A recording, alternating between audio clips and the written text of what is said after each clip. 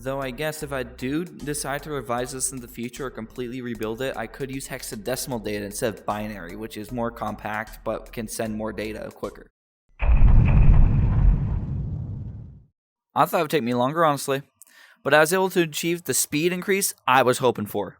Stay tuned because I'm going to be explaining what I changed from V1, redoing the test from the first video, and how you can get a copy of the keyboard for yourself for whatever you want to use it for.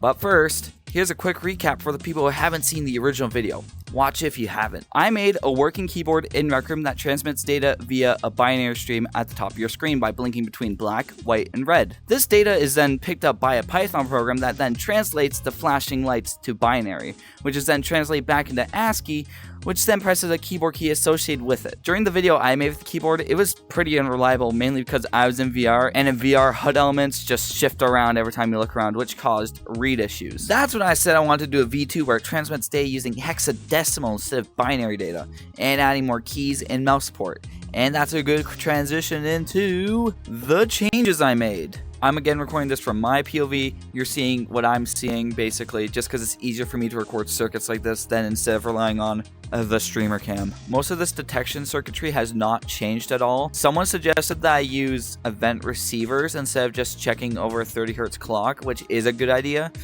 But honestly, like, this just looks cooler like this in my opinion. And as you may notice, just because we have more keys, this list is now 45 items long. The rest of the circuitry is the same until we get to character to hexadecimal colors, which is a modified version of the binary color script. And even though it's based off the chip, I changed a lot in here, as you can see. First thing I want to take a quick look at is the data tables. The first data table we have here is the character to hex data table, which if we take a look at, it contains the character and its hex representations in 2 columns. I decided to go with a 2-column approach instead of a 1-column approach just because it's easier to have a chip to read one column than the other instead of having it split. If we just quickly scroll through this, we can just see that it is every button on the keyboard, including the extra ones like the numbers, the arrow keys, and also, well, the other keys that we have. And because we're using, well, hexadecimal data, and that needs 16 colors instead of 2, we have a hexacolor chip, which, well, if we have a look at, has every hex character represented as a color. I went with a very basic 16 color palette here, as you can see. So 0 is white, 1's yellow, 2's orange, 3 is red, 4 is pink,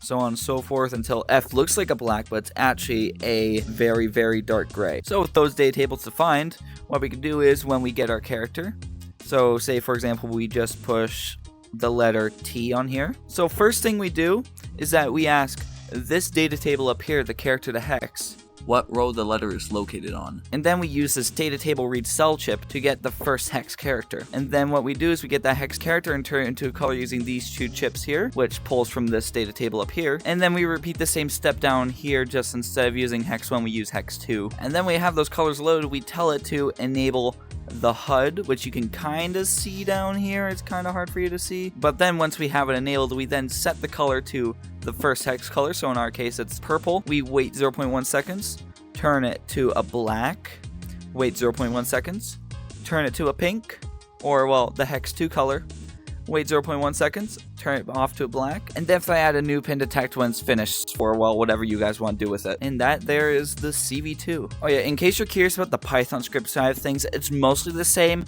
except for the small changes I did to read the different colors. Instead of just black, white, and red, it now reads, well, the 16 color palette. And instead of looking for 8 characters, it only looks for 2 because hex is 2 characters instead of 8 bytes. And I also did some sensitivity tweaks just to look for, well, the broader color scheme. So with all those changes, how much of a difference does it make? Let's start with this simple phrase again. The old system took 20.8 seconds, where this new one takes 6.4 seconds. What about the image? Well, it dropped from 10,400 seconds, or 2.8 hours, all the way down to 3,200 seconds, or 53 minutes. That is over a 200% increase in speed. I'm just shocked I never thought of doing it like this from the start. Now, one thing you may have noticed from when I was doing the circuit display over there is that, well, we're missing the mouse. That is one of the features that I really wanted to do with this, but I decided it just was not worth the effort to do it. Just because with just pure hexadecimal, there's no way to move the mouse around. So I'd have to add more readers, like more displays, And like it's just not worth the effort at that point. But if you do want to take your own crack at it, well, go ahead. I would love to see what you come up with. However, reliability is still not 100%. On VR, the HUD still moves around, and well, the colors are different from VR and then on screen mode. And I built this mostly on screen mode, and well, I highly doubt that you want to just see me stand there on screen mode, because that is incredibly boring. So I decided to bring in... Can you come in, buddy? My alt account that is on screen mode. I just recently learned that you can have the platformless version of Rec Room and the Steam version of Rec Room launched at the same time. So this buddy over here is on the platformless version of Rec Room, aka the PC version from RecNet, and I'm on the Steam VR version because I'm able to move my limbs. So he is going to be responsible for reading the data, and I'm going to be responsible for sending the data. However, you're not allowed to be on screen just because that is very boring. So no, yeah, get out of here. Yeah, you go sit in the corner or whatever. So without further ado, let the madness commence. Alright, so cause I'm not recording this from my POV now, and we have my screen mode alt over there just staring in the corner reading the data, we can actually have a proper setup this time with the streamer cam. But this allows you to see both the game and also the keyboard. And like last time, up in this corner here, you can see the program at work. However, unlike last time, you can't see the data stream. I just don't feel like capturing 2 rec rooms because capturing one is already enough, and my computer is not liking having 2 versions of Rec Room open at the same time. So without further ado, let's start by naming the world. So last time we named it something short, you know, just my name. Let's call it something longer this time. So let's get an S, T, U, A, R, 2 T's, space, W, O, R, L, D, Stuart's World. And because we don't have mouse input, I have to click it from Steam. Oh boy. What a familiar sight to see of a brand new Minecraft world. So again, because I can't move the mouse properly, and every time I tap into Steam VR, like, it just breaks Minecraft completely, I'm just gonna make my target to walk to, I think that's a village over there, so hopefully that village. So we can start by doing some side steps.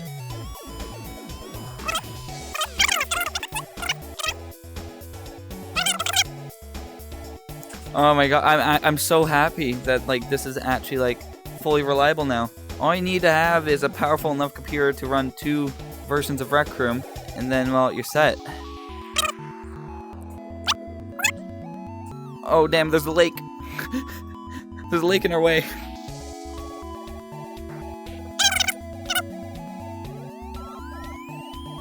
Okay, looks like we're going swimming for a second. If we can't get out of this water, then, well, that means we're screwed. Wait, hang on, because of the water physics. No way. Look at that.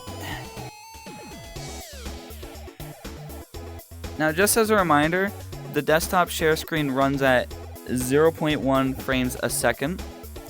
So, it's kind of hard to time my jumps properly. And I think we might be stuck there.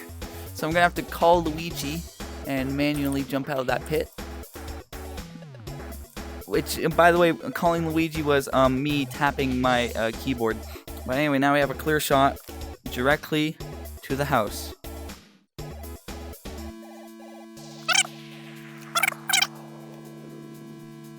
I'm not gonna punch a tree. I don't have a mouse. Okay, I can't get into the house because, well, if I look the other way, I have to use mouse, which I didn't add. Sad face. Alright, you know what? New goal. Let's say hi to the villagers. And then let's press enter on that. The enter keybind sometimes just doesn't work, so I have to manually press that on my keyboard again. Hey, look at that, we said hello. That was a way better experience than last time, but now it's time to play a different game. The next game we're doing is a Layerformer, the video game I'm working on. I want to try to just beat another section. I tried the tutorials, it didn't work. I have another section I want to try. Oh well, I guess it's on to V or V. In case you're curious, the game is actually just called V, even though it has multiple V's in the title, it's just pronounced V. I think my goal for V is just gonna try to beat one of the time trials again. Last time we failed because there's too much precise platforming. That's probably gonna be an issue again, but I just want to try it out, you know? Space station, sure. Let's run it! V. Yes? Yes? Oh, let's get it, let's get it. Okay, let's go up. I'm already doing better than my last time just because of how faster I can send button presses. Alright, let's try this one. Okay, good. 1, 2. Oh, damn it, I died. Alright, let's try this again. 1, 2. Oh, 3, 3, 3, let's go. And this is where we had issues last time. Because I could send key presses faster, this should not be as much as an issue. A few moments later. Something tells me it might still be an issue, actually. Man, so if I press V and then quickly A, I tried, I think. Oh, wow, I did it again without cheating like last time. Why are my controllers gone? Oh, there we go. That's what I get for cheating, I guess. Lack of hands. This is where we gave up last time. All right, and so if I V, A, V. Oh, no, no, no. Okay, okay. I don't think I could beat the game again. I wanted to try to beat one section at least, but I don't think that would be a possibility for me.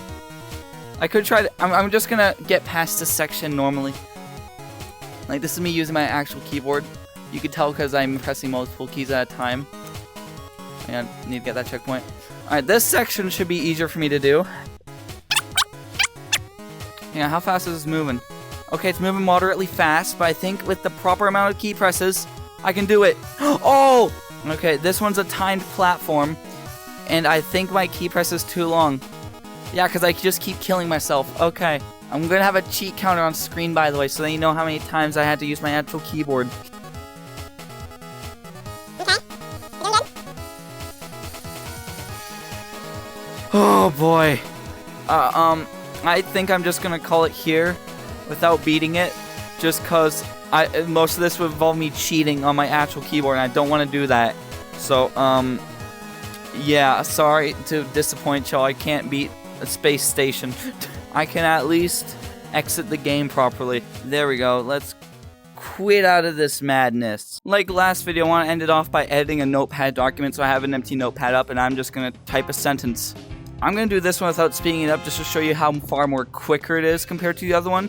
And up in this corner up here, I'm going to have the original unslowed footage of me typing Hidello last time. Alright, H D E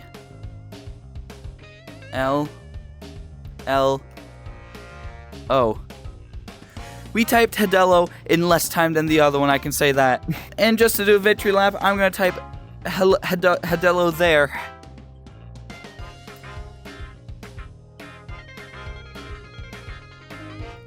And then the number 2419. Hidello there, 2419, everyone, in less time than it just took to type Hidello last time. What an achievement. Well, I can now officially say that I'm happy with how this project turned out. It's more reliable, it's faster, it has way more keys, and it's open source now. You heard me correctly. This room, the character hexadecimal color chip, and the Python script are free for you to do whatever you want with. I've linked the GitHub page down in the description along with the room and invention for the character hexadecimal color chip. The room, by the way, is this very room that I'm filming in. I have left a few secrets in case you're wondering, so go ahead and find them. However, there is one exception.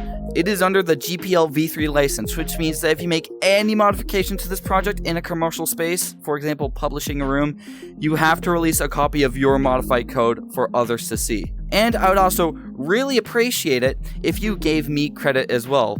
Whether that be this video, my previous video, my channel, my Requiem account, or the GitHub page. I also want to try to do even more games or just even more tasks with these, so let me know in the comments below what games or tasks I should try, and I'll pick my most favorite and compile them into a video or even live stream them, but don't hold your breath on that live stream just because a lot goes on my computer just to even get this project going that it probably just crumble on live stream. And well, that's the video. Thank you very much for watching. Huge thank you to my channel member, Math, who is, well, the highest tier channel member. And, well, you get the shout out, so thank you very much for that. If you liked the video, feel free to give it a like. Also, get subscribed. subscribed. I'm close to 1.6k, so I'd appreciate the little bit of help that takes. And well, that about does it for me. Thank you very much for watching.